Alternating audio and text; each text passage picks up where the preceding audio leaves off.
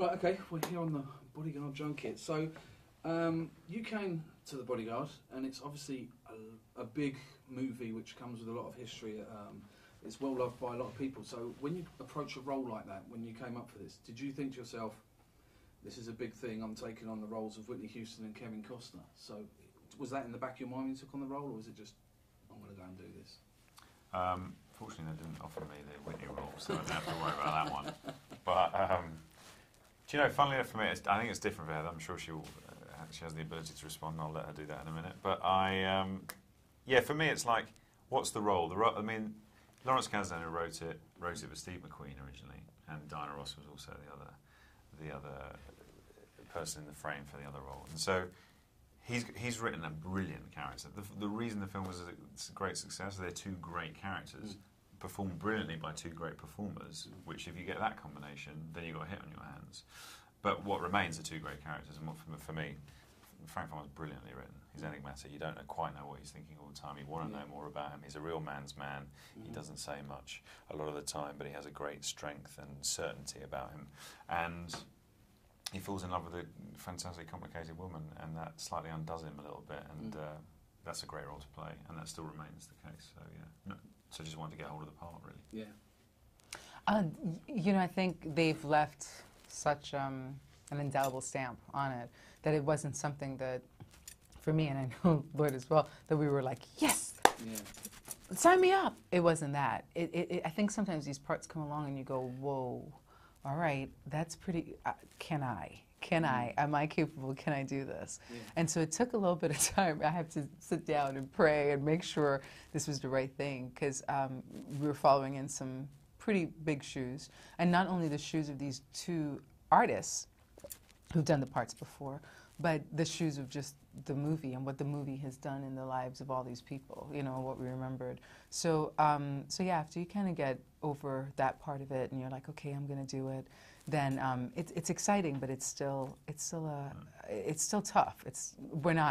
We're just saying, you know, we haven't sat there and been like, yes, we've got this. And no, we're still, every night, still working and trying to make sure they're perfect and know who we are, who Frank is in his body, who Rachel is in mine, you know, and working through that. I mean, Rachel, she and I need to talk, because every night she's like, get up, Headley, get up, you said that line wrong, get up, you sang that wrong. And I'm like, go to bed, Rachel, please, let me sleep. But yeah, she's still waking me up in the middle of the night. Following on from that, because you're effectively taking on probably one of the biggest songs in movie history. No pressure. No pressure at all. No pressure. So how do you do that? Because obviously a lot of the crowd are coming in with a preconceived notion of how it should sound. And my experience taking on, she's killing one of the great songs, and I mean that in a good way, right? Yeah, she's really... Somebody else gets to sing that song as well, though. Yeah? Yes, we're not allowed to spoiler it. We're not allowed to spoiler it. I'm saying nothing. I can trill with the best of them. No, it's tough. I think that's because I think even for me, if I were coming to see the show, that would be my first thing. You know, where's the song? Yeah. Because it is like it's like an aria now. It's like La Donna Mobile. It's like Nessun Dorma. You know, you kind of come in and you're like, oh, here it comes, here it comes, here it comes. Sing it properly. Yeah. And so, and the worst part of it, I don't think I'm spoiling anything, but the worst part of it for me is that it comes at the end of the show. Yeah. If it came at the beginning, great. I can get it done and out of the way. But you have to work. You have to go through these 2 hours and fight and cry and yell and talk, and then at the end of it, you're supposed to thread this needle. And yeah, you have to thread this needle and make it perfect, and so it's tough. But when I'm not saying I do it perfectly, but when it's done and I can feel that the audience is happy with it, it warms my heart. When I can look out and say, and they're like, you know, you can actually see them go, you're okay, you did fine, it's okay. Does the earlier non-spoiler spoiler moment of that song help at all? Do you think it actually takes the pressure off? It's got to, isn't it? Do you think it takes the pressure off a bit, though? It's got to. The white guy with the deep voice and leather jacket sets you up beautifully, I think. You set me up amazingly. Otherwise, it can't get worse than that, surely. I do love this. I love the setup. I think it's perfect. Yeah, it's perfect. And in the arc of the play, it's perfect. You know, like in the end when we were talking about it the other day, we talking about the fact that it's not her song, it's not Rachel's song, it's Frank's song that she's in essence singing back to him, that a song that he has taught her.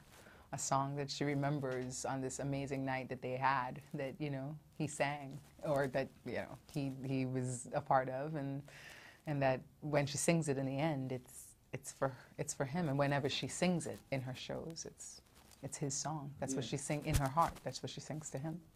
So, with your role, it's essentially a straight acting role.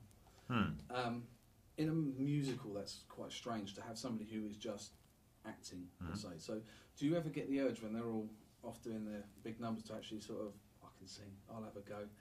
Well, no, in the sense that I can't possibly get into the same ring as this mob. Do you know what I mean? Yes, in the sense that as the kid in me goes, oh, I'd like to, yeah. And I've really enjoyed the energy that comes with the musical, not only amongst the cast, dancers, musicians, because that's a totally different vibe than a rehearsal room, which is, you know, 5 to 12 acting egos all working to the same intense end. But so not only that energy that you have on stage with your contemporaries and the ensemble, who are terrific, but then what the audience bring, because musical theatre audience is a different gang altogether. And the combination of those two things was fantastic. I'm really enjoying it, and I didn't expect to enjoy it to quite the extent that I am. It's good. Give it a couple of weeks. So the chemistry is quite an important part. How easy was it for you to sort of mesh together and be that fabulous on-the-screen duo that you become in the show? I've had to work incredibly hard to get to a position of liking her. Awful. As for loving her each night, it's good acting. It's easy to play the first half and we don't get on, but the second half. Yeah, it's such acting on our parts. So if you were given the choice of celebs for, in your case, to protect you, and you to protect, who would you choose? To protect me? If you had any celeb in the world that you could have protect you, and you can't say each other. Oh gosh, let me tell you this. We were just talking about this. I would have Sidney Poitier. Oh, nice. He can. He doesn't need to do a thing. He can just stand in the corner. I'll have the gun. That sweet stinker. I like him. I have a crush on him. I protect Ava Gardner, but I wouldn't have done a good job because she's gone now. But yeah, I should probably replace it with living. Living, yeah. I can't think of a living one. It's always been Ava Gardner. It's always been Ava Gardner. Yeah. Okay, so also the stage is always moving. There's always stuff going on. So has there been any mishaps or any kind of calamities yet so far? You've been all right? Because especially when you're walking down and the stage is coming down. Yeah, you know, we have the best stage manager ever, Stuart, and the guys who built that thing. I mean, incredible. Like 2 tons of equipment hanging in the It's amazing. It's amazing, and they care about us so much and about our safety and everything like that. The stage is its own star of the show.